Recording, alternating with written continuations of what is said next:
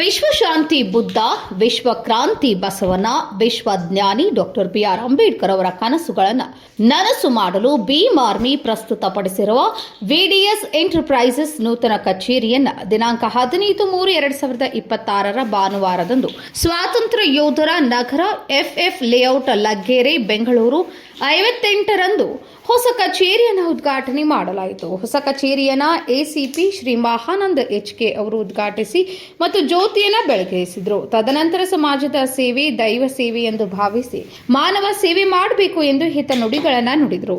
ಈ ಕಾರ್ಯಕ್ರಮದಲ್ಲಿ ಭೀಮ್ ಆರ್ಮಿ ಅಧ್ಯಕ್ಷತೆಯಲ್ಲಿ ಬೆಂಗಳೂರು ಹಾಸ್ಪಿಟಲ್ ಕಡೆಯಿಂದ ಆರೋಗ್ಯ ಶಿಬಿರವನ್ನು ಏರ್ಪಡಿಸಲಾಗಿತ್ತು. ಸಾರ್ವಜನಿಕರಿಗೆ ಬಿಪಿ, ಶುಗರ್, ಇಸಿಜಿ, ಸ್ಥಳೀಯ ಜನರಿಗೆ ಆರೋಗ್ಯದ ತಪಾಸಣೆ ಮಾಡಲಾಗಿತ್ತು. ಕಾರ್ಯಕ್ರಮವನ್ನು ಸ್ಥಳೀಯ ಗಣ್ಯರು ಹಾಗೂ ಸಾರ್ವಜನಿಕರು ಉಪಸ್ಥಿತಿಯಲ್ಲಿ ಉದ್ಘಾಟಿಸಿದರು. ಈ ಸಂದರ್ಭದಲ್ಲಿ ಮಾತನಾಡಿದ ಗಣ್ಯರು, ಈ ಕಚೇರಿ ಮೂಲಕ ಸಾರ್ವಜನಿಕರಿಗೆ ಉತ್ತಮ ಸೇವೆ ಒದಗಿಸಲಾಗುತ್ತದೆ ಎಂದು ಹೇಳಿದರು. ಬಂದಿರುವ ಎಲ್ಲರಿಗೂ ಚಿಕನ್ ಬಿರಿಯಾನಿ ಊಟದ ವ್ಯವಸ್ಥೆಯನ್ನು ಮಾಡಲಾಯಿತು.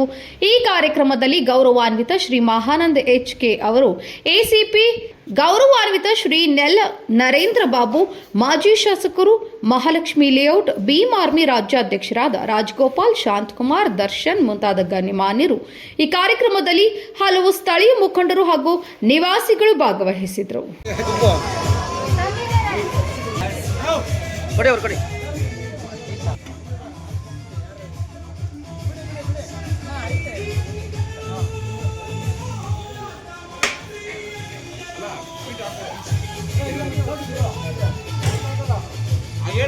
News report Sake Narayan, empower news, Bengaluru.